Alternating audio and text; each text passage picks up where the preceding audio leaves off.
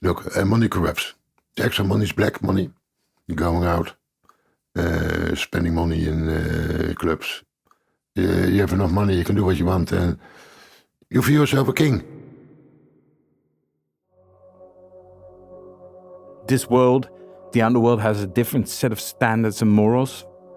Sometimes it can get a little bit dodgy. I think that's the best way to describe it. I'm in the Netherlands, where Wouter Laumans, one of the top Dutch crime reporters, has been explaining in the last episode how the cocaine business made his country a very violent place for a time. In 2020, his contacts in the criminal underworld gave him a tip. It would lead him to break one of the darkest stories of his career. It's about a man called Roger P., better known by his nickname, Pete Costa. We don't know that much about him. He was a regular kind of guy. He was born in 1971. He's a guy who grew up in Rotterdam. And he's a fly-under-the-radar kind of guy, an average Joe. But that was a facade. He went to court for a few robberies in the past, and people in the criminal world say he was making speed, like amphetamines. But he wasn't like a big drug figure until in the noughties. That's when his star kind of grew. Roger P. eventually served jail time for armed robbery and assault in 2006, but he was released a few years later and began to travel regularly to Latin America.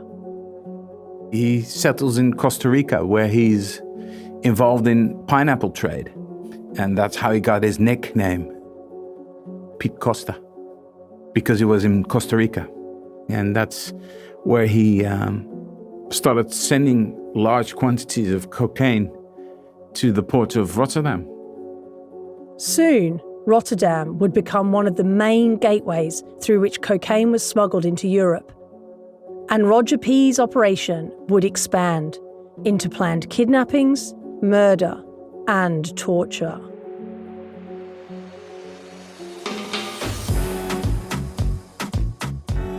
I'm Fiona Hamilton, and from the Times, the Sunday Times, and NewsCorp Australia, this is Cocaine Inc. Episode 4, The Pineapple Trader.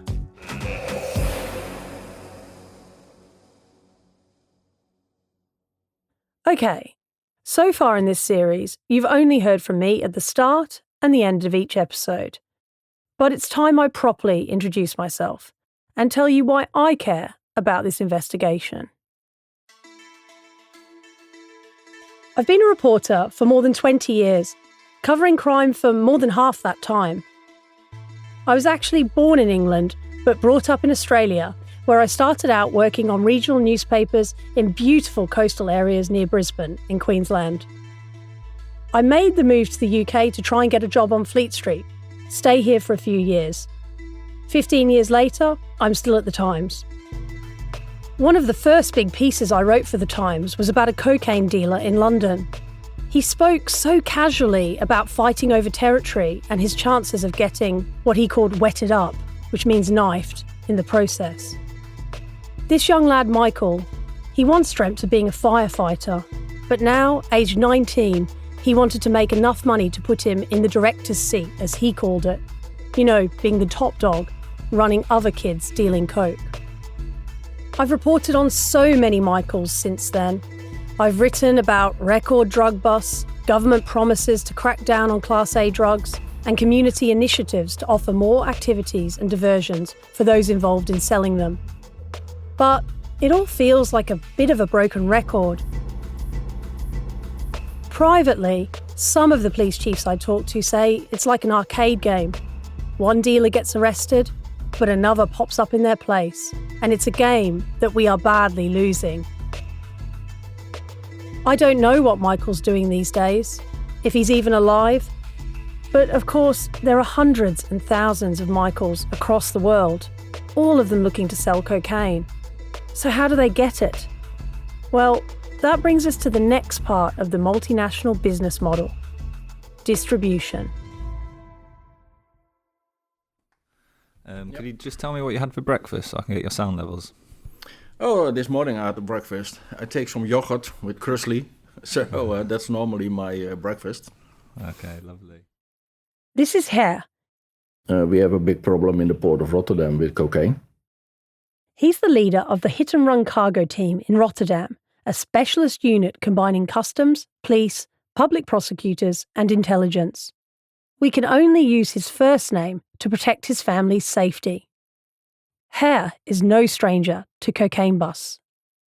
It's every year about 200 times. So I think I have more than 1,000 to 1,500 times we find the drugs in the last years.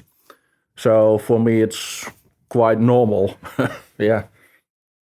Last year, almost 60 tons of cocaine was seized across the Netherlands, including a single massive 8-ton seizure made right here at the port in Rotterdam. Officials laid out the haul in a warehouse with fat blocks of cocaine stacked one on top of the other, wrapped in plastic sacks. It looked like it would fill a lorry easily, a truly industrial quantity. There are a lot of products who are produced in South America. So fruit and vegetables is one of the common ways to bring the drugs into containers.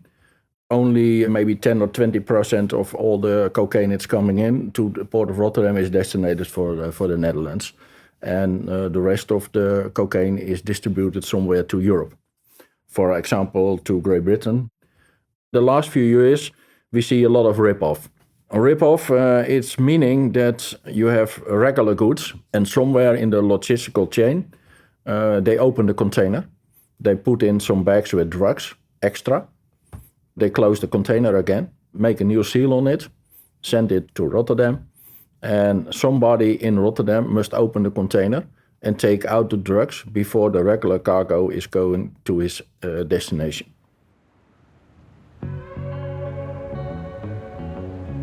To do that, the correct shipping container needs to be located by the drug gang among the thousands of containers moving through the port daily. Rotterdam is the biggest port in Europe. But imagine you're part of the cocaine smuggling operation. It's your job to find the shipping container with the drugs in it. Everywhere you look, there's towers of containers. So, how do you find that needle in a haystack? All the people are working somewhere in the port, so they need somebody from inside for have information.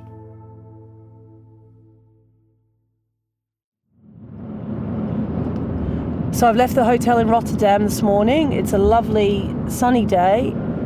Very quickly, the city landscape of Rotterdam has given way to a massive industrial area, big puffs of smoke going into the air from refineries and warehouses. There's about 8 lanes of traffic going in all sorts of different directions. Trucks zipping past me every couple of seconds. Just getting more and more of a sense of how quickly goods are moved through this port.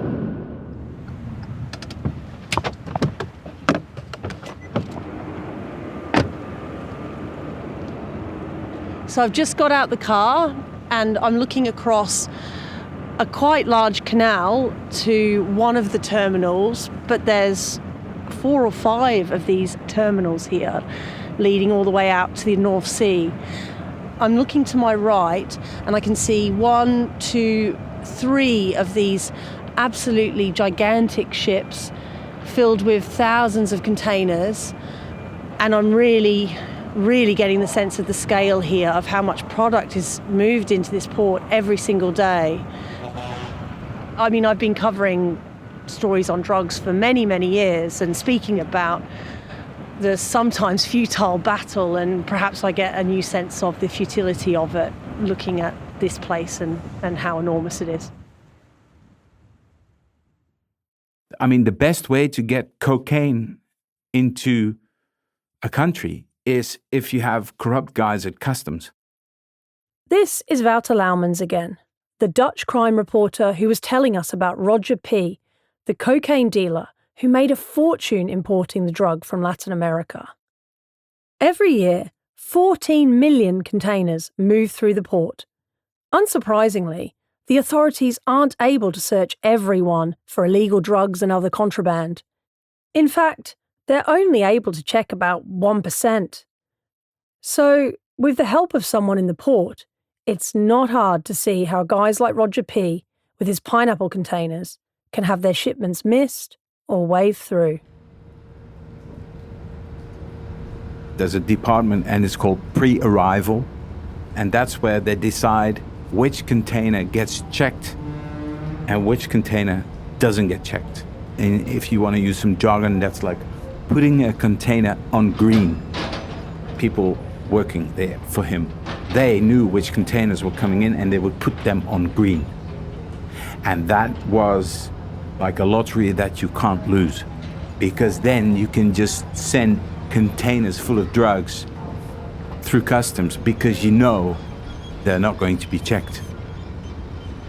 Back in 2016, authorities managed to intercept 3.7 tons of cocaine, which they traced back to Roger P., also known by his nickname Pete Costa. In fact, Wouter uses the name interchangeably. What really matters here, though, is that 3.7 tons of cocaine is probably enough to fill a decent-sized truck from the floor to the ceiling. To smuggle an amount of cocaine that big, you have to be very sure of yourself, because that's a lot of money. So are you able to introduce yourself for the purposes of this podcast and tell me who you are? Yes, of course. I'm Kees. And we're not using your real name, we're giving you the pseudonym Kees. Yeah, correct. Are you able to say why that is? For my own safety. I'm in a hotel room in Rotterdam. Kees is an ex-harbour worker. He's hunched over. He seems a little nervous because he once helped smuggle cocaine through this very port. Now retired, Kees was 26 when he first started his transport company back in the 80s. Although they never worked together, I'm hoping that Kees can help me understand how someone like Roger P. could build up such a profitable operation.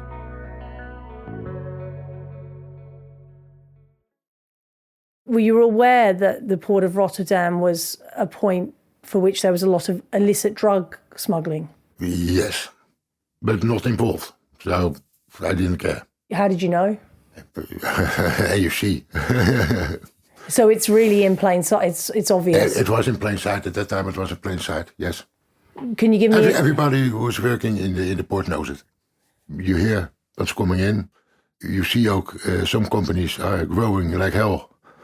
But it's impossible that they're growing so quickly because you're in the same business, so you know what the profits are and what you can spend. Although he knew it was happening, for 10 years or so, Kees ran his company legally. He earned a good living and enjoyed the work. But one day, a friend came asking for a favour. He had some problems with the import of a container. And he asked me to help him. We imported the container for him. Later on, they came to the office and they put a bag of money in there for the success. And well, then I knew it was a drug transport, of course.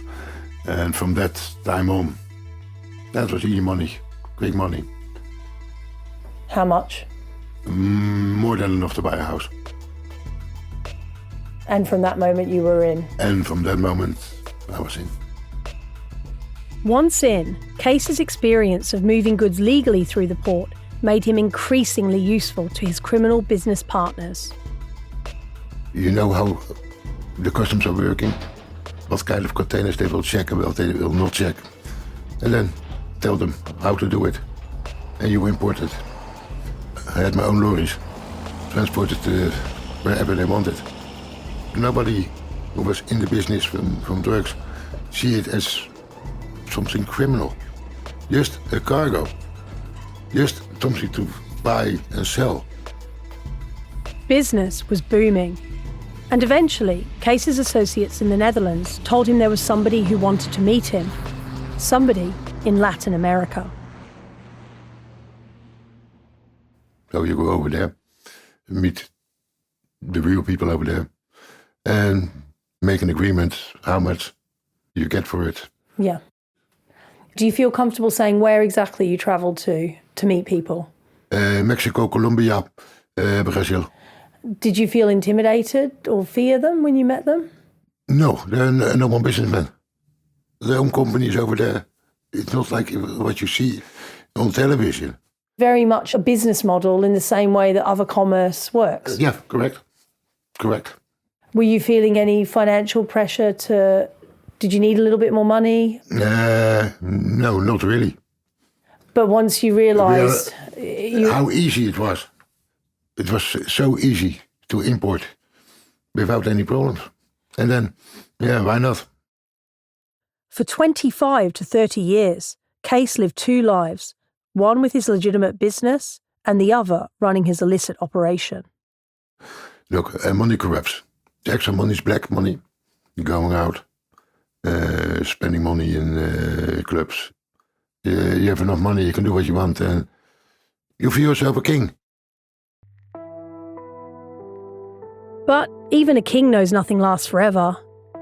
In time, the police caught up with him. Kees was arrested and served 6 years in jail. He says he actually felt good about it, because although he'd been making money, he'd also been feeling unable to escape the cocaine business. It looks stupid, but at the moment the police get you, you get also your freedom back. When you start, there is only one end. It can take 1 year, it can take 10 years, it can take 20 years. Yeah. But in the end, you lose.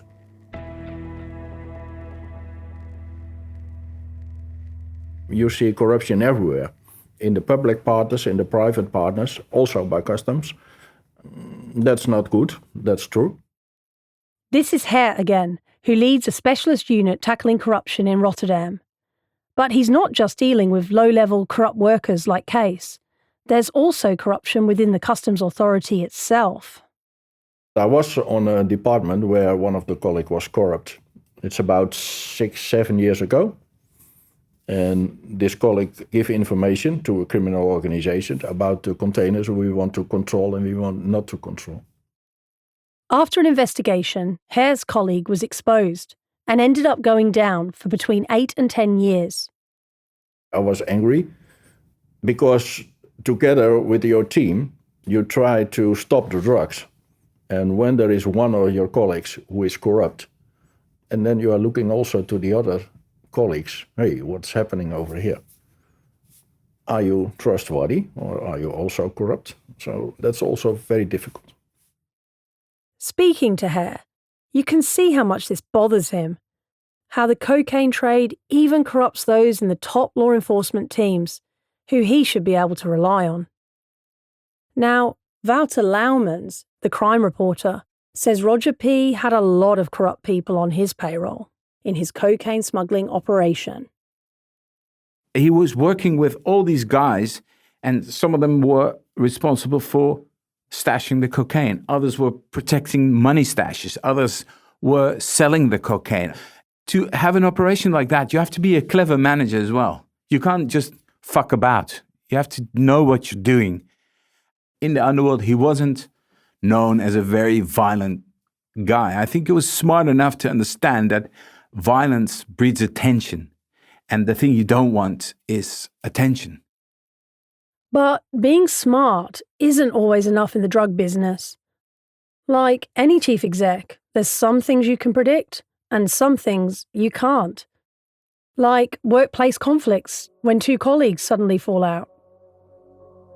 In around 2020, he gets in a massive conflict with somebody he used to work with.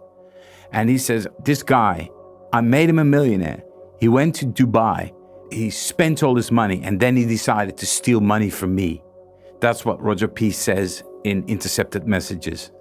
Roger P. says this guy stole money.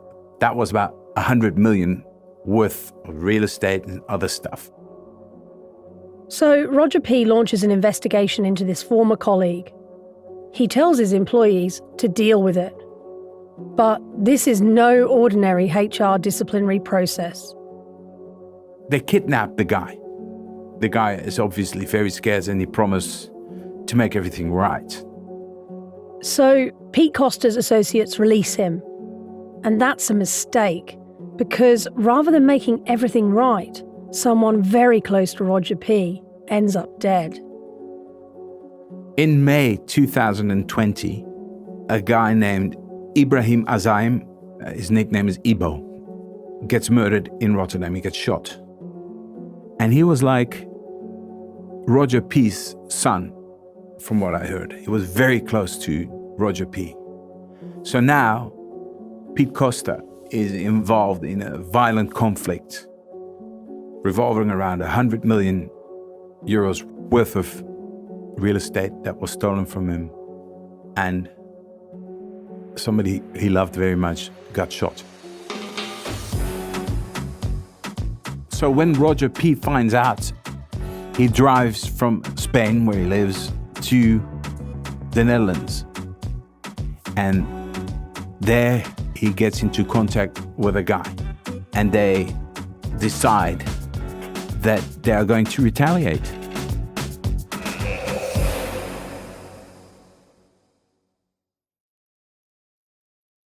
In the summer of 2020, I was working for a national newspaper. I was writing about organized crime together with a colleague of mine, Jan Meijers. We heard stories that Encro had fallen.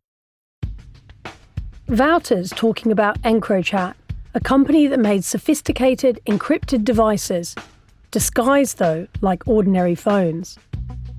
The user could access a secret messaging system. Set up in 2016, it soon became the way criminals communicated, across countries and between continents. They all basically thought it was impenetrable.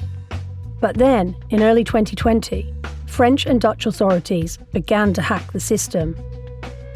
A gigantic cyber investigation led to 800 arrests across Europe. The encrypted communication in which criminals thought that they were free to speak was intercepted in a legal way by the French authorities. Communication cryptée, appelée EncroChat.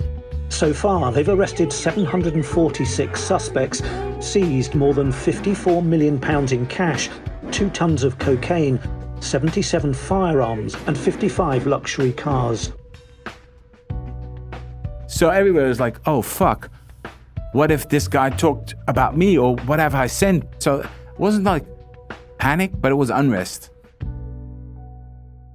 I was talking to this guy who was like a high up, somebody who knows what's what in the underworld. Because it's during the pandemic, Wouter has to go and meet his source outside. They end up in an industrial estate.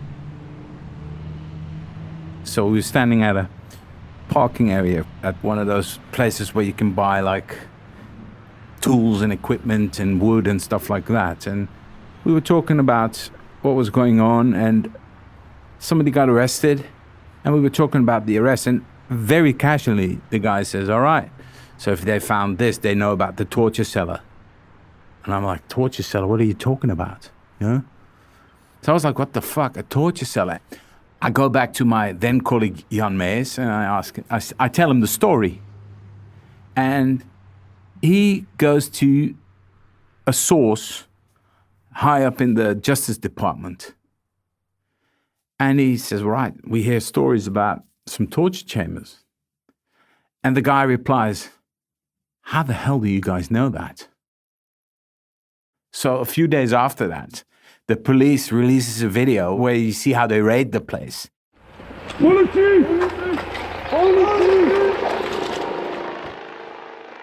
The video shows heavily armed police ram down the door to a brick building as a helicopter hovers overhead.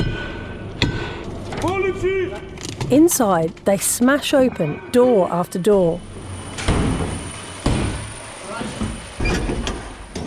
They find a row of shipping containers. Opening them, the police find that one is lined with plastic, empty except for a single dentist's chair. There are belts tied to the arms and handcuffs secured to the footrest. Fucking hell. It looked like something out of a horror movie, like Saw or something. It was totally crazy. Op 22 juni vielen we 2 loodsen binnen. In this video, released on the Dutch police's YouTube channel, the head of the National Investigation Department explains that police found 7 containers. 6 of those were holding cells. The 7th, the one with the dentist chair, was the torture chamber Wouter had heard about. In geluidsdichte containers troffen we voorwerpen aan die vermoedelijk bestemd waren. The officer says the Dutch police found tools, including hammers, pliers, scalpels and blow torches. The containers were soundproof. So when the police found the containers, they'd put an officer or an agent in the container and they'd close the container and they told him to scream as loudly as possible. And from the outside, you couldn't hear it because it was very well isolated. Police got there just in time. The chamber was ready, but it hadn't been used. In the police investigation, they found out that the guy who ordered to build or who paid for the building of the containers was Piet Costa. So why did Roger P. or Piet Costa build this torture chamber? It goes back to his cocaine empire, the dispute over money, and the shooting of the man who was like a son. What had started with the theft of 100 million euros worth of real estate and jewelry and stuff like that ended with the police finding these 7 torture chambers in Brabant, which is in the south of the Netherlands. And the Justice Department was always convinced that they were going to be used. The only thing that happened was the Encro hack that got in between those plans, that jammed those plans. In 2022, Roger P. was sentenced to 15 years in prison for leading a cocaine smuggling operation. For his role in building the torture chambers, he was given an additional 33 months.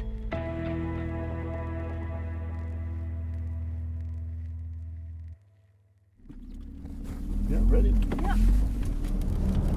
I live in Wouwse Plantage for a few years, and I was one of the biggest criminals of Holland, and I had a nice time. This is Job Gotmers. He has long grey hair, piercing eyes, and he's a friendly chap who was once a European boxing champion. In his youth, Job was also one of the biggest drug gangsters in the whole of the Netherlands. These days, though, he's reformed. Handily, he also lives near to where Roger P. built his torture chamber, which is where we're driving to. I want to see the chambers for myself to get a better understanding of just how violent those people involved in the cocaine business have become. I'd met Job at his home, where something caught my eye. So I noticed, I saw the camera outside the house. Oh, yeah. Yeah. So is that, you have to be vigilant all the time? Yeah. What's the big worry now? That they kill me. Still people that you were dealing with back in the day, or? Yeah. And, We continue to drive through the countryside in the region of Brabant on the Dutch-Belgian border. I believe Brabant is one of the most criminal place of Holland. Only in Brabant were 20 liquidations in the drugs world. And over what time period? 1 year. 20 hits? Yeah. Gosh.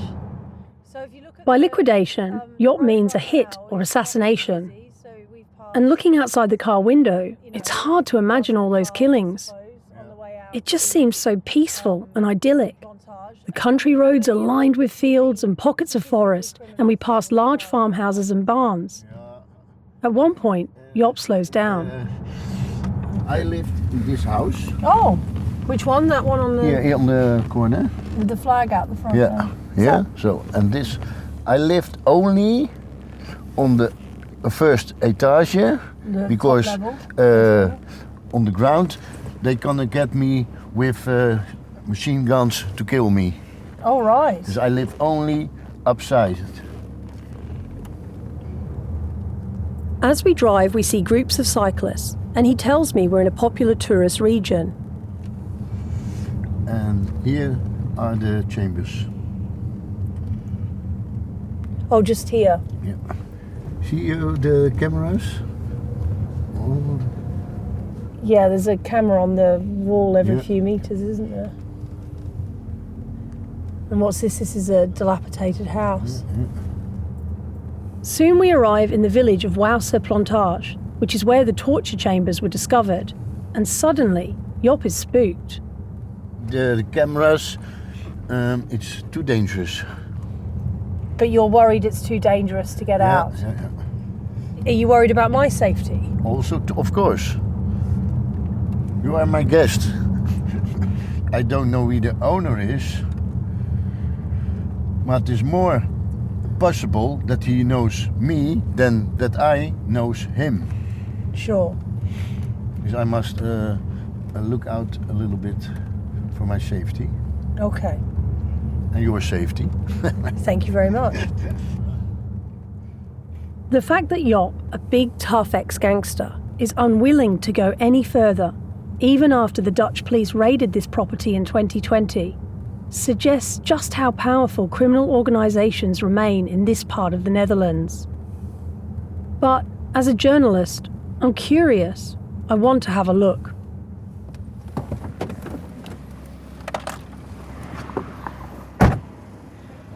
So there's a series of warehouses just off a very quiet rural lane. There's a house opposite, but it's completely run down and dilapidated and abandoned.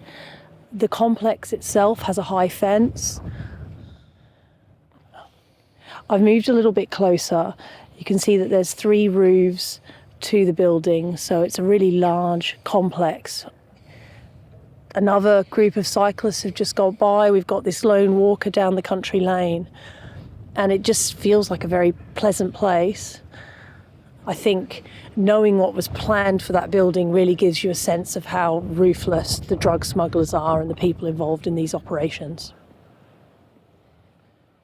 The cocaine trade is a business with a mediation problem. Back to Wouter again, who broke the story about Roger P.'s torture chamber. I mean, these guys make a lot of money, so it's easy for them to buy violence. In the old days, if you would steal like a few kilograms of ecstasy, you would get your head kicked in. But now the amounts have gone bigger, the money has gone bigger, so the violence has gone bigger as well, in my opinion. As long as there's a product which is illegal and which people want to use and which people are willing to pay money for, the cocaine trade will thrive. So in that way, the future of the cocaine trade looks sweet. Is it good for your health? Is it good for violence? No, obviously. But if you ask me, how will the cocaine trade be in like 5 years? I will promise you it will thrive. The war on drugs it's bigger than ever. Listening to Wouter, I realised that this investigation also has to get bigger, which for me and David and Stephen means we can't stop here.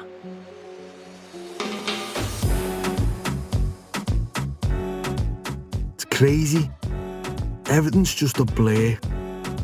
You know, one day someone's window's done, or your mate gets arrested. There's something different every single day. That's next time on Cocaine Inc., when we leave the Netherlands and follow the cocaine trail to where it's sold on the streets of the UK. So it's Bobby's. I'm from the Times newspaper. I'm doing a podcast. Do you know there was a shooting here last year? Cocaine Inc. is a joint investigation from The Times, The Sunday Times and NewsCorp Australia. The reporters are David Collins, Stephen Drill and me, Fiona Hamilton. The series is produced by Sam Chantarasak. The executive producers are Will Rowe and Dan Box. Audio production and editing is by Jasper Leak, with original music by Tom Birchall. Additional support on this episode from Sjoerd de Vries. And if you want to get in touch with any questions or thoughts on the series, email cocaineinc@thetimes.co.uk.